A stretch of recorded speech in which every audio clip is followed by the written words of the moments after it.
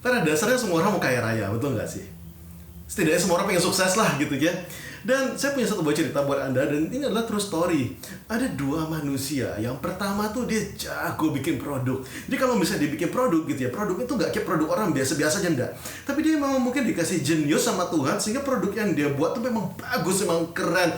Dan wow gitu, ahead of its time, jauh di atas di depan orang-orang yang lain. Dan ada satu orang lagi, dia nggak terlalu jago bikin produk, enggak gitu, tapi dia matanya nih jeli, dia tahu bahwa oh ini kayaknya kalau saya jualan ini bisa sukses. Dan dia dikaruniai bakat bisa jualan, pintar jualan gitu loh. Nah, pertanyaan saya gitu ya, di antara kedua tipe orang, yang pertama adalah orang yang bisa bikin produk yang luar biasa, yang memang produknya hebat. Yang kedua adalah orang yang jago jualan. Menurut Anda di antara kedua orang ini, mana yang lebih sukses? Senang sekali ketemu sama Anda, Hendrik Ronald di sini. Gimana kabar Anda manusia-manusia tangguh?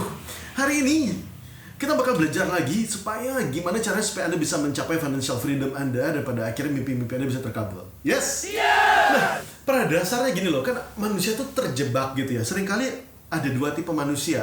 Tipe yang pertama adalah tipe orang yang berusaha untuk mencari produk yang bagus. Entah dia karyawan, entah dia pengusaha gitu ya. Pada dasarnya dia akan berusaha mencari mana ya produk yang sukses ya, mana produk yang bagus ya. Dia akan berusaha mencari atau membuat produk yang bagus tersebut karena dia percaya bahwa kalau misalnya produknya bagus, maka produk tersebut akan laku sendiri. Nggak usah diapa-apain, nggak usah dipasarin, pasti bakal laris sendiri gitu ya. Maka polanya selalu kurang lebih adalah cari produk lain, mana yang lebih bagus, mana yang lebih laris. Dan polanya selalu seperti itu. Kalau bisa belum laku, dia cari produk lain. Belum laku, ini berarti produknya masih kurang bagus, dicari lagi produk yang lain gitu ya. Itu adalah orang-orang yang tipe pertama. Jadi polanya bisa berulang cukup lama gitu. Tipe manusia yang kedua adalah tipe manusia yang berbeda. Tipenya ini, sekali lagi saya bilang, entah dia karyawan, entah dia pengusaha, dia akan berusaha bagaimana caranya dengan produk yang ada dia bisa menjual lebih laris gitu ya. Maka dia percaya bahwa ini tidak ada masalah sama produk, ini cuma masalah marketing saja, gimana caranya supaya bisa jualan lebih manis, atau dia belajar bagaimana caranya untuk membuat promo-promo yang menarik, diskon yang menarik, beli 2 gratis 5 gitu ya, beli rumah gratis istri misalnya. Istri itu ada kepanjangannya gitu, jangan salah paham gitu ya. Nah, jadi itu adalah orang-orang yang tipe kedua, dan tugasnya dia adalah bagaimana caranya supaya bisa lebih pintar daripada customer sehingga produk ini bisa laku. Karena pada dasarnya dia mikir bahwa kalau dia bisa lebih pintar daripada customer, dia bisa ngakalin customer, maka customer akan beli produk dia. Nah, itu adalah tipe orang yang kedua. Jadi pada dasarnya orang yang kedua ini, dia tidak terlalu peduli sama produk.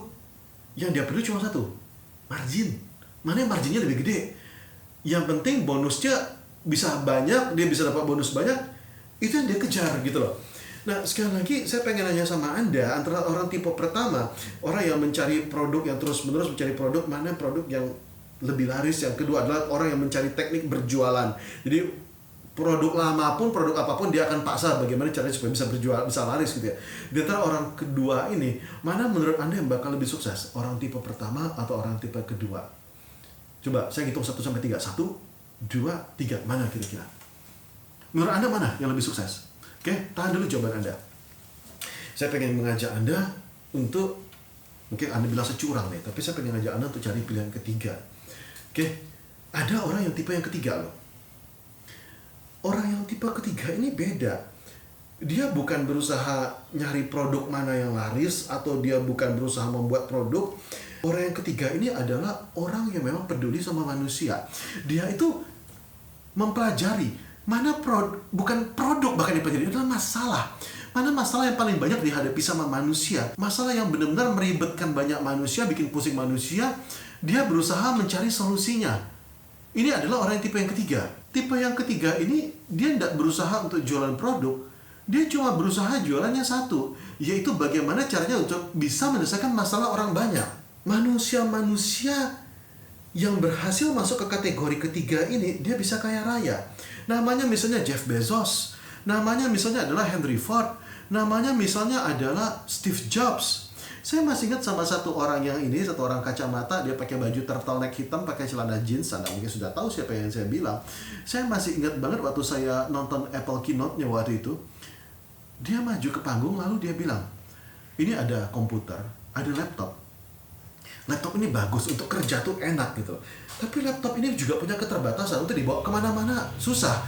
Saya masih ingat gitu ya, waktu saya kuliah gitu, saya bawa laptop merek NEC, laptopnya keren gitu ya. Tapi beratnya 3,5 kilo men. Ngangkat aja lumayan, bawa kemana-mana tuh susah gitu loh.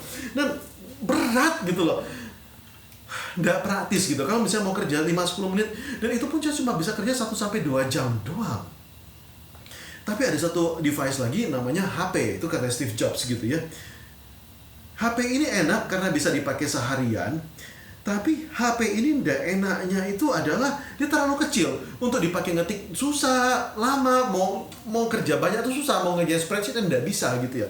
Nah, dia bilang ada gap di antara kedua produk nih, ada gap di antara produk laptop yang besar ini dan gap sama HP. Maka dia menciptakan satu buah produk, inilah produk yang dinamakan dengan nama and we call it iPad.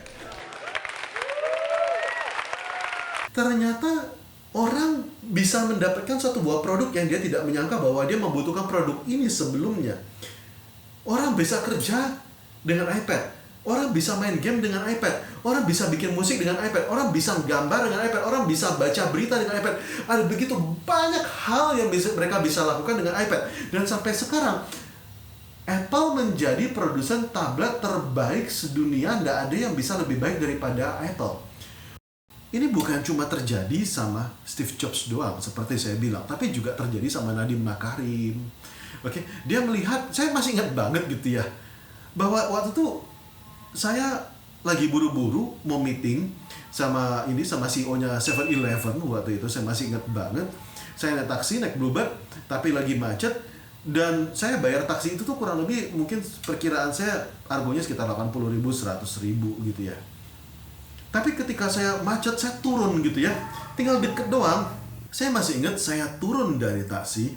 Saya ngampirin si tukang ojek di jalanan. Lalu saya bilang gini, "Bang, berapa bang? Ke sana."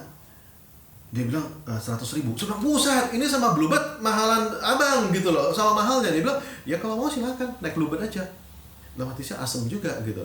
Pada akhirnya terakhirnya saya naik ojek itu sekitar 80.000 dengan helm yang busuk gitu ya, dengan helm yang sudah pasti tidak pernah dibersihin gitu ya, motornya juga sudah tua, tidak enak. Dan di situ Nadiem Makarim melihat bahwa ada masalah di situ, dia ciptakan Gojek, dan ternyata produknya laris manis gitu loh. Ini adalah satu buah fenomena yang menarik karena ketika kita sibuk berjualan produk gitu, kita tidak peduli sama masalah orang lain, kita sibuk sama produk. Tapi ketika kita fokus sama masalah orang lain, tiba-tiba produk kita jadi laris manis. Ini kalau aplikasi nyatanya gini deh, di jualan gitu ya. Ada satu orang bapak-bapak misalnya gitu ya, dia pengen cari produk misalnya untuk anaknya yang baru masuk SMP. Berarti anak ini mungkin baru lulus SD gitu ya. Dia baru lulus SD, lalu bapak ini pengen cari HP untuk anaknya supaya bisa belajar gitu ya, supaya bisa kelas online. Dia masuk, dia nanya, "Mbak, saya pengen beliin HP untuk anak saya." Lalu si mbaknya bilang, "Oh ada pak, iya. Ini pak, ini ada HP, ada macam-macam. Ini HP yang ini pak, yang A ini pak. Ini HP-nya kameranya sudah sekian megapiksel. Ini baru, ini mereknya adalah merek yang ini, mereknya A. Ini mereknya bagus pak. Jadi ini juga prosesornya sekian, memorinya juga gede dan lain-lain. Tapi pak, kalau bapak mau nih juga ada yang B pak, mereknya yang ini, prosesornya sekian." Menurut Anda, si bapak tersebut bingung atau bingung banget? Selesai nggak masalah si bapak itu? Tahu nggak dia milih yang mana? Sudah pasti udah selesai toh, sudah pasti dia bingung karena nggak ada hubungannya antara anaknya yang baru mau masuk SMP sama produk yang kameranya sekian megapiksel, CPU-nya ini, memorinya ini, nggak ada hubungannya sama sekali. Mereka ngomong dua bahasa yang berbeda. Yang satu ngomong bahwa ini anak saya mau masuk sekolah, dia butuh untuk kelas online. Yang satu lagi ngomong tentang kamera sekian megapiksel. Guys, nggak ada hubungannya gitu loh. Ini mohon maaf bahasa saya nggak enak gitu ya. Tapi people don't give a damn about your product. Orang nggak peduli sama sekali sama produk Anda gitu ya. Mereka pedulikan adalah masalah mereka. Mereka pedulikan adalah apakah produk Anda bisa menyelesaikan masalah mereka atau enggak gitu ya. Jadi ketika Anda berjualan, jangan pakai masalah bahwa ini ada produk dengan spek sekian yang sudah kita buat sekian. No. Talk about his problem, talk about her problem. Bicara tentang masalah dia, apa sih masalah dia yang bisa Anda atasi gitu loh dengan produk Anda. Jadi kalau misalnya si bapak tadi nanya, masuk gitu ya, dan saya pelayannya, saya bakal nanya sama si bapaknya seperti ini. "Pak, bapak nyari HP gitu ya. Oh iya, mau nyari HP. Pak, boleh tahu yang pakai siapa? Bapak atau siapa? Oh, untuk anak saya mungkin. Oh, untuk anak Bapak. Oke. Iya, ini untuk anak saya. Pak, boleh tahu umurnya berapa anak Bapak? Oh, dia baru lulus SD, jadi dia baru ini. Oh, ini untuk sekolah online ya, Pak? Ya. Iya, untuk sekolah online. Oh, ini baru HP pertamanya, Pak? Iya, ini baru HP pertamanya. Oke. Saya bisa mengerti. Pak, kalau begitu, Pak, saya coba nawarin ya, Pak ya. Anak Bapak kan baru lulus SD, mungkin pakai HP juga baru pertama. Saran saya mungkin nggak usah terlalu mahal-mahal dulu, Pak, cari yang biasa aja. Nih, Pak, ini HP ini lumayan. Ini untuk kelas online bisa, artinya untuk Zoom bisa, untuk Google Meet sudah bisa, untuk dia ngeliat tugasnya juga sudah bisa. Nanti kalau dia bikin project untuk bikin video tuh sudah bisa, Pak. Bikin video ini bisa cukup lama. Untuk motret juga ini sudah cukup bagus, untuk chatting sama teman-temannya bisa, gitu. Nah, pertanyaan saya adalah, kalau misalnya saya melayani seperti itu, Bapak itu seneng nggak? Selesai nggak masalahnya dia? Selesai toh. Karena yang dia perlukan adalah HP untuk anaknya yang baru kelas 6 SD. Dan saya ngomong adalah, Pak, ini solusi untuk anak Bapak yang baru kelas 6 SD, yang bisa untuk Zoom, bisa untuk motret. Selesai nggak masalah dia yang bisa untuk kelas online? Selesai nggak masalah dia? Sudah pasti selesai. Jadi, ladies and gentlemen, para manusia-manusia tangguh, ketika Anda berjualan, sekali lagi, jangan jualan produknya, jangan jualan spek.